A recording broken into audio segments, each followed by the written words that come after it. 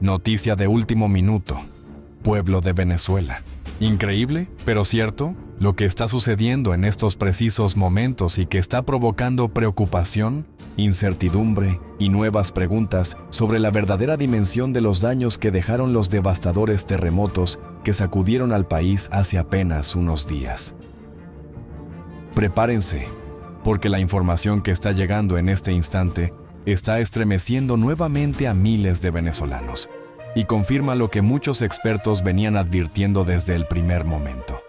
La emergencia todavía está lejos de terminar y las consecuencias de aquellos poderosos movimientos telúricos continúan apareciendo una tras otra. Si usted está de pie, quizás sea mejor que tome asiento, porque lo que conocerá a continuación podría dejarlo completamente sorprendido. Lo que parecía ser una tragedia que comenzaba a quedar atrás, está demostrando que todavía sigue muy presente en las calles, en las comunidades y en las estructuras que quedaron gravemente comprometidas. Después de aquellos 2 terremotos que cambiaron la vida de millones de personas, en las últimas horas se ha producido un hecho que está generando enorme preocupación en todo el país. Un colegio ubicado en Caracas colapsó parcialmente apenas 9 días después de los terremotos, dejando al menos una persona herida y encendiendo nuevamente las alarmas sobre el verdadero estado de cientos de edificaciones que permanecen en pie, pero cuya estabilidad podría estar seriamente comprometida. La noticia ha provocado conmoción debido a que demuestra que el peligro no terminó cuando dejó de temblar la tierra. Por el contrario, las secuelas continúan apareciendo y podrían seguir manifestándose durante semanas o incluso meses, mientras las autoridades y los equipos técnicos intentan determinar cuáles estructuras representan un riesgo para la población. Muchos venezolanos comienzan ahora a preguntarse cuántos edificios más podrían encontrarse en condiciones similares y si las inspecciones realizadas hasta este momento han sido suficientes para evitar nuevas tragedias. El temor vuelve a instalarse entre familias, estudiantes y trabajadores que diariamente ingresan a escuelas, oficinas, hospitales y edificios residenciales sin saber con certeza cuál es el estado real de las construcciones después de los daños sufridos. Pero eso no es todo, porque la información de último minuto que traemos el día de hoy está dejando a muchas personas completamente boquiabiertas y abre un nuevo capítulo dentro de esta emergencia nacional que mantiene en alerta a todo el país. Lo que ocurrió en este centro educativo podría ser apenas una señal de algo mucho mayor y las próximas horas serán determinantes para conocer el verdadero alcance de los daños ocultos que dejaron los terremotos. Las imágenes que comienzan a circular y los reportes que siguen, llegando desde distintas zonas del país, están alimentando la preocupación de miles de ciudadanos que temen que nuevos colapsos puedan producirse de manera repentina y sin previo aviso. Por eso le pedimos que permanezca con nosotros hasta el fin final de este informe, porque vamos a mostrarle todos los detalles, todas las reacciones y toda la información que está surgiendo alrededor de este nuevo incidente que vuelve a poner a Venezuela en el centro de la atención y que podría cambiar por completo la percepción sobre la magnitud real de la tragedia. Ahora queremos conocer su opinión. ¿Cree usted que todavía existen muchas estructuras en riesgo de colapso después de los terremotos o considera que las autoridades tienen la situación bajo control?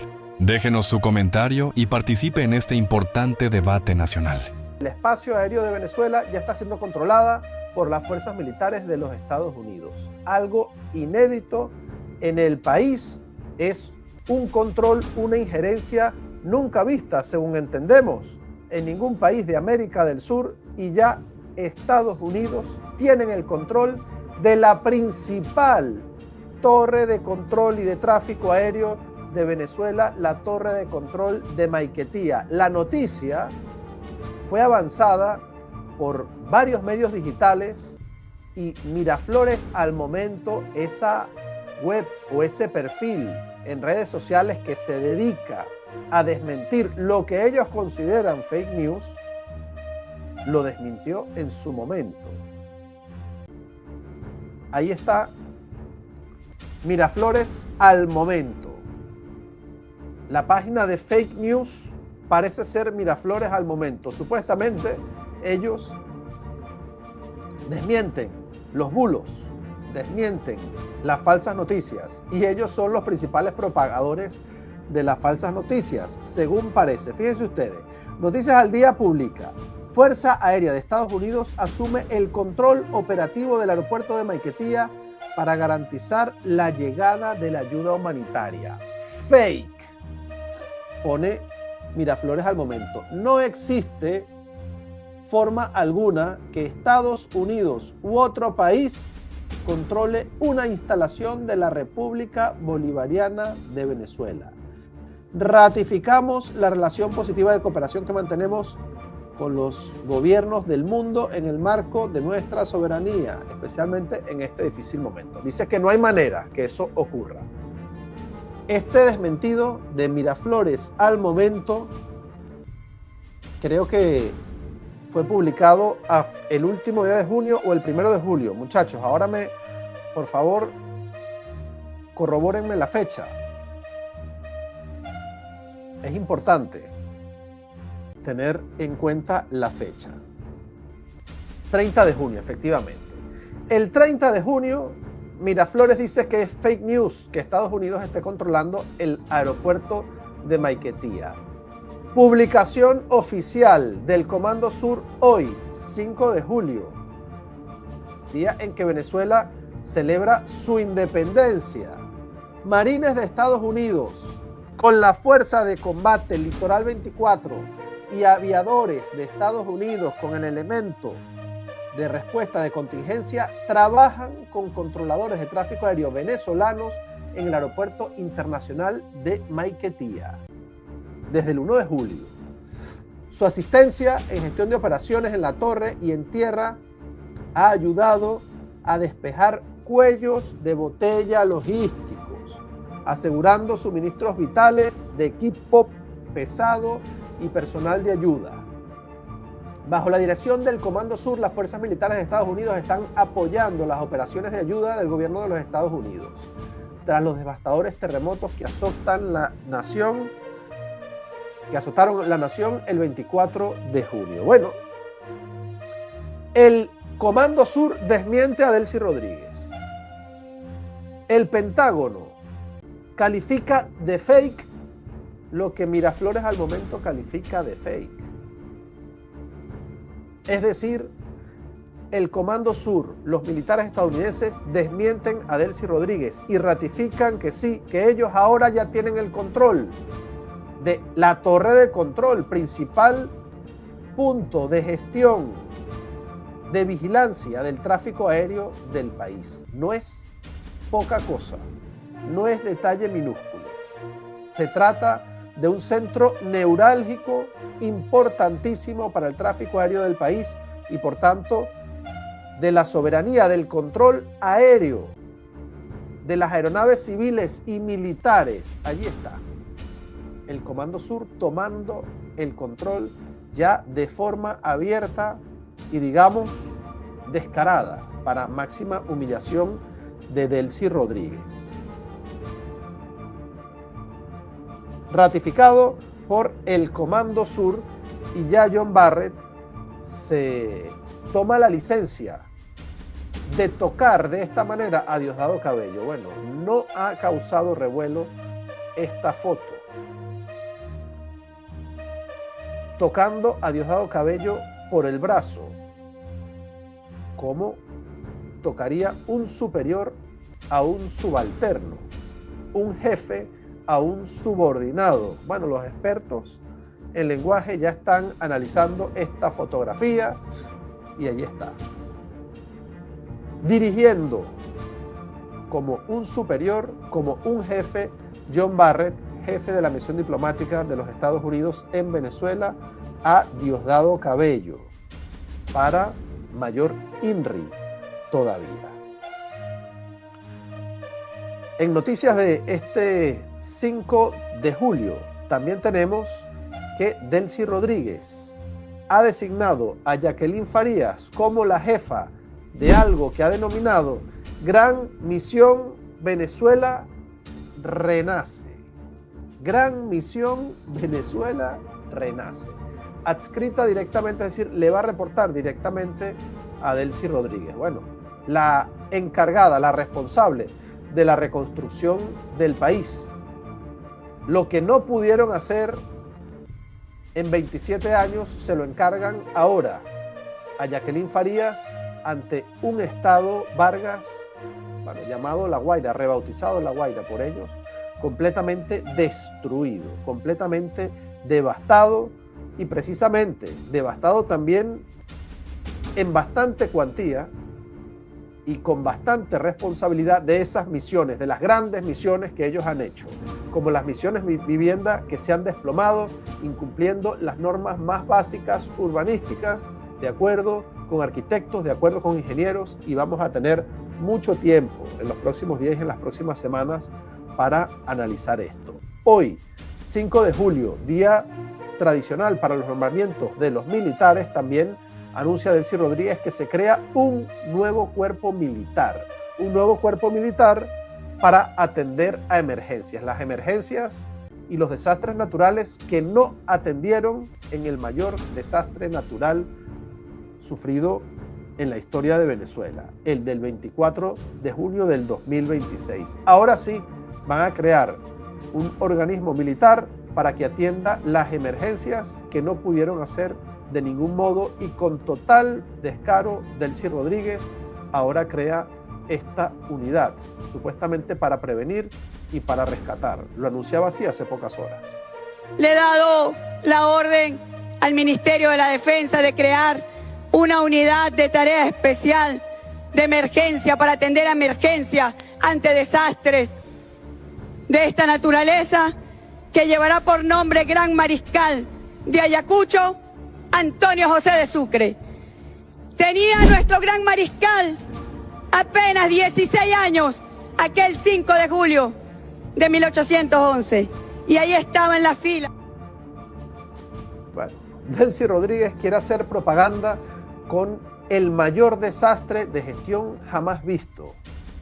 No apareció el Estado, no apareció el régimen, no apareció ningún sistema de protección civil, ningún funcionario, ni civil, ni militar, ni policial, para atender la gravísima devastación, las gravísimas consecuencias del mayor terremoto jamás sufrido en el país, y ahora pretende entonces convocar a fuerzas militares para hacer ¿qué? Si no tienen una pala, si no tienen una retroexcavadora, si no han podido gestionar de forma mínimamente decente y han tenido que recurrir a ayuda de países mucho más pequeños como El Salvador, que está enviando su 7º avión hoy, 5 toneladas de ayuda humanitaria hoy. Vergüenza absoluta que el país con las mayores reservas petroleras y energéticas del mundo tenga que depender de la ayuda de un país tan pequeño como El Salvador. Vergüenza absoluta. Bueno, tenemos también el día de hoy la cifra oficial, muy lejos de la real, ya sabemos, de fallecidos. 3.342 es lo que ha anunciado el régimen. 3.342, cuando ya hasta el propio Jorge Rodríguez ha deslizado que los fallecidos pueden ascender como mínimo a las 10.000 personas. Las cifras oficiales con máximo retraso, infravalorando el gigantesco desastre, la gigantesca tragedia natural que está sufriendo el país en estos momentos.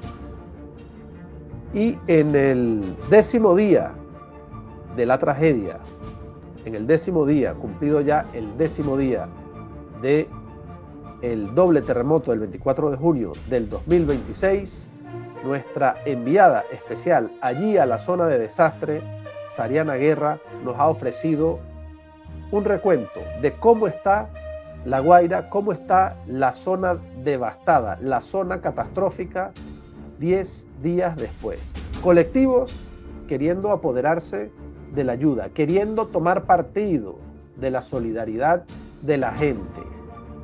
Todavía tenemos familiares con la esperanza de que hayan supervivientes, de que haya gente con vida, y también tenemos algunos testimonios, un reporte muy completo que nos ofrece nuestra compañera Sariana Guerra después de esa última visita hecha a La Guaira. Estaremos visitando La Guaira a través de su trabajo, a través de sus ojos, la zona más devastada del país después de este terremoto, y aquí les ofrecemos el reportaje completo de nuestra enviada especial a la zona devastada, Sariana Guerra.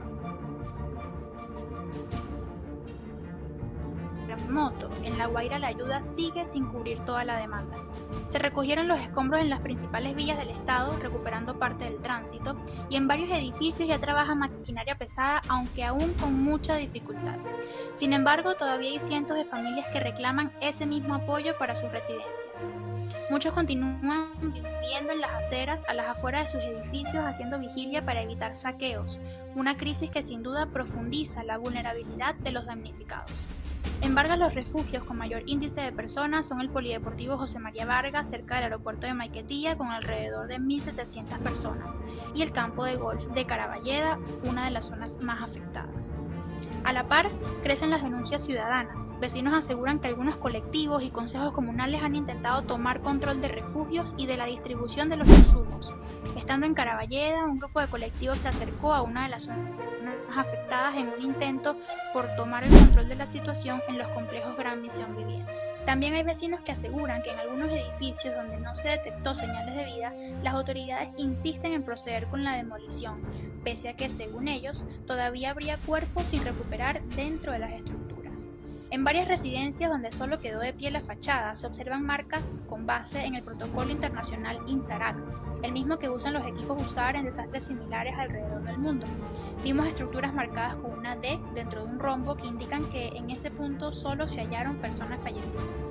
También vimos marcas con una C, que en este sistema significa que el sitio ya fue revisado y cerrado, sin víctimas pendientes por rescatar. En materia de salud, Estados Unidos y Brasil instalaron hospitales de campaña en el estado para atender a los heridos, en un sistema hospitalario que continúa saturado. Incluso locales que no fueron pensados para esto terminaron cumpliendo esa función, como por ejemplo el McDonald's de Caraballeda, que hoy opera como centro de atención médica. La electricidad es otro de los grandes problemas. En las zonas menos afectadas ya hay luz, pero en sectores completos del estado la oscuridad sigue siendo total, lo que complica mucho más las labores de rescate, así como también la comunicación entre los equipos. Plantas eléctricas, faros y lámparas de cabeza siguen siendo parte de lo que se necesita en varios edificios donde aún se trabaja el día de hoy. La cooperación internacional se mantiene activa y constante. Hasta el momento se contabilizan al menos 50 brigadas de distintos países trabajando en territorio venezolano, pero esa ayuda también enfrenta obstáculos logísticos. Pudimos observar el caso de la Brigada de Brasil, que ha tenido dificultades para comunicarse con las autoridades locales y voluntarios por falta de un traductor. El pasado viernes 3 de julio, en la OPP 26, los equipos de rescate realizaron pruebas de sonido y lograron detectar señales de vida bajo los escombros. Particularmente aquí ahorita hoy, en estos últimos horas que quedan prácticamente para poder conseguir con vida a sobrevivientes, estamos enfocados en ellos con todo este tema de la atención de emergencia con la heliambulancia. Pero hemos estado muy pendientes de ahí del 26 porque hay aparentemente 3 grupos que tienen signos de vida, y bueno, hemos estado ahí colocando los insumos que se necesitan para poder colocarle las vías, hidratarlos en el momento, comenzar la estabilización para luego, una vez que los saquen, podamos estabilizarlos, colocarle vías centrales para hidratarlo mejor, evitar todas las complicaciones del síndrome compartimental, y después poder hacer el traslado en la heliambulancia a uno de los centros que coordinemos, que lo hacemos desde nuestro centro de comando, que además, bueno, vale la pena de decir el número para que todas las personas que necesiten una ambulancia o el uso de la heliambulancia puedan llamar y usarlo totalmente gratis. Todos estos servicios que te he comentado son gratuitos para todas las personas, no hay cobro y están disponibles 24 horas para toda la población del estado de La Guaira. 0414-222-83. Los acontecimientos de las últimas horas muestran que Venezuela atraviesa uno de los momentos más complejos desde el cambio de poder ocurrido a comienzos de este año. Sin embargo, al analizar la situación es importante separar los hechos confirmados de las interpretaciones políticas. Lo confirmado es que el país continúa enfrentando una emergencia humanitaria provocada por los terremotos, mientras el gobierno de Delcy Rodríguez llega a un momento de fuerte presión política y social. El primer elemento que debe analizarse es el desgaste del gobierno. Una administración puede resistir crisis económicas, protestas o conflictos políticos por separado, pero cuando una catástrofe natural coincide con una crisis institucional, el margen de maniobra se reduce considerablemente. La respuesta ante los terremotos ha sido objeto de críticas por parte de distintos sectores, lo que ha incrementado el cuestionamiento sobre la capacidad del Estado para responder a una emergencia de gran magnitud. Otro aspecto relevante es el papel de Estados Unidos. La política estadounidense parece estar priorizando la estabilidad inmediata y la gestión de la emergencia sobre cualquier cambio político acelerado. Diversos reportes indican que Washington ha respaldado la continuidad institucional durante la crisis y ha concentrado sus esfuerzos en la reconstrucción y la asistencia humanitaria, incluso mientras persisten debates sobre la legitimidad y el futuro político del gobierno venezolano. Ese enfoque tiene implicaciones importantes. En una situación de desastre, muchos gobiernos extranjeros consideran que una confrontación política abierta puede dificultar la distribución de ayuda, el funcionamiento de los servicios públicos y la coordinación de las operaciones de rescate. Por eso, la prioridad puede desplazarse temporalmente hacia la estabilización del país, aun cuando continúen existiendo desacuerdos sobre el rumbo político de largo plazo. En paralelo, María Corina Machado ha insistido públicamente en que desea regresar a Venezuela y ha sostenido que su presencia podría contribuir a organizar a la sociedad y apoyar un proceso de transición. Sin embargo, también se ha informado que funcionarios estadounidenses le recomendaron aplazar ese regreso por considerar que podría añadir tensión a un momento ya extremadamente delicado. Esa situación refleja que incluso entre actores que han coincidido en algunos objetivos, existen diferencias sobre el momento y la estrategia. No significa necesariamente una ruptura definitiva, sino distintas evaluaciones acerca de cómo gestionar simultáneamente una emergencia humanitaria y un escenario político complejo. Desde la perspectiva del gobierno, la prioridad parece ser mantener el funcionamiento del Estado mientras se enfrenta las consecuencias del desastre. Desde la perspectiva de la oposición, la crisis también ha puesto de relieve problemas estructurales en las instituciones y ha reavivado el debate sobre el liderazgo político y las reformas necesarias. Otro punto clave es el impacto social. Los terremotos no solo dejaron víctimas y daños materiales, sino que también aumentaron la presión sobre hospitales, infraestructura y servicios básicos. Cuando una crisis humanitaria se prolonga, suele crecer la demanda ciudadana de respuestas eficaces y de reconstrucción, independientemente de las preferencias políticas de cada persona. En cuanto a una eventual transición política, las informaciones disponibles no permiten concluir que sea inminente. Existen presiones internas y externas, debates sobre la legitimidad institucional y un contexto de alta incertidumbre, pero no hay hechos confirmados que permitan afirmar que un cambio de gobierno vaya a ocurrir en el corto plazo. Lo que sí puede decirse es que la crisis actual ha incrementado el escrutinio sobre las instituciones y ha abierto un nuevo ciclo de discusión política. En definitiva, los acontecimientos recientes muestran un país enfrentando al mismo tiempo una emergencia humanitaria, una discusión sobre el rumbo institucional y una intensa actividad diplomática. El desenlace dependerá de múltiples factores, entre ellos la evolución de la recuperación tras los terremotos, las decisiones de las autoridades venezolanas, la actuación de la oposición y el papel de los actores internacionales. Con la información disponible hoy, el escenario sigue siendo altamente dinámico, y cualquier conclusión sobre una transición inmediata sería especulativa o no. Otro aspecto que merece un análisis profundo es la forma en que las crisis simultáneas modifican la dinámica política de un país.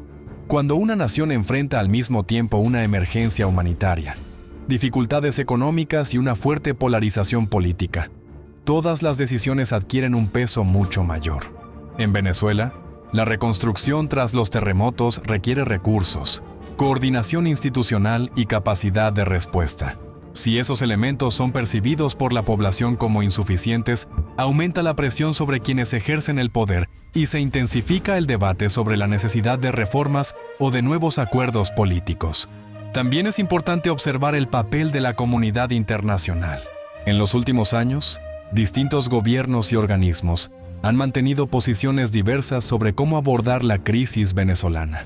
Algunos han priorizado la presión diplomática y las sanciones, mientras que otros han insistido en la negociación y el diálogo.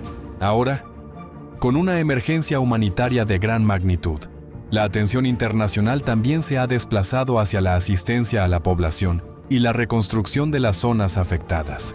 Eso no significa que el debate político haya desaparecido, sino que comparte espacio con una necesidad urgente de atender a millones de personas que enfrentan las consecuencias del desastre. Otro elemento que puede influir en los próximos meses es la percepción ciudadana.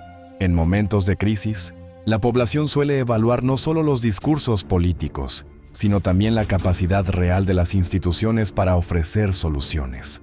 La rapidez con que se restablezcan los servicios públicos, la distribución de ayuda, la recuperación de la infraestructura y el apoyo a las familias afectadas serán factores que pueden influir en la confianza de los ciudadanos hacia las autoridades y hacia las propuestas de la oposición. Esa dimensión práctica suele ser tan importante como la disputa política. En cuanto al liderazgo opositor, las recientes declaraciones de María Corina Machado vuelven a colocar sobre la mesa el debate acerca de cuál debe ser la estrategia para impulsar cambios políticos. Sus llamados han reactivado el apoyo de parte de sus seguidores, pero también han generado discusiones sobre el momento adecuado para avanzar en iniciativas políticas mientras el país continúa enfrentando una emergencia. Ese equilibrio entre atender la crisis humanitaria y mantener la agenda política será uno de los principales desafíos para todos los actores involucrados. Desde el punto de vista institucional, cualquier escenario de cambio requiere condiciones que permitan preservar la estabilidad y el funcionamiento del Estado. La experiencia de otros países muestra que las transiciones políticas suelen ser procesos complejos, con negociaciones, acuerdos y etapas graduales, más que acontecimientos que ocurren de un día para otro. Por ello, aunque las noticias recientes han intensificado el debate sobre el futuro político de Venezuela, todavía existe una gran incertidumbre sobre cómo evolucionarán los acontecimientos. En síntesis, el panorama actual combina una emergencia humanitaria de gran escala, un gobierno sometido a un fuerte escrutinio, una oposición que busca mantener su protagonismo político y una comunidad internacional que intenta equilibrar la atención a la crisis con sus posiciones sobre el futuro institucional del país. Ese conjunto de factores hace que Venezuela siga siendo uno de los escenarios políticos más complejos de la región. Lo que ocurra en las próximas semanas dependerá de la evolución de la recuperación tras los terremotos, de las decisiones que adopten las autoridades venezolanas, de la capacidad de la oposición para articular sus propuestas y del papel que continúen desempeñando los actores internacionales. Por ahora, el país permanece en un momento de alta incertidumbre, en el que cada nuevo acontecimiento puede influir en el rumbo político, económico y social de Venezuela. Vid IQ, Vid IQ.